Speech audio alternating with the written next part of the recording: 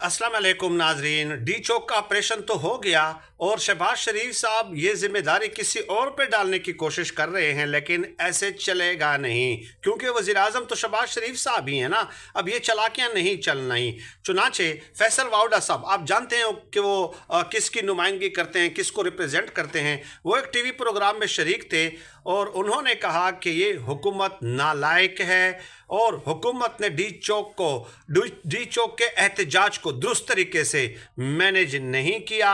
एक भी शहादत जो है वो बहुत बड़ा डिज़ास्टर है।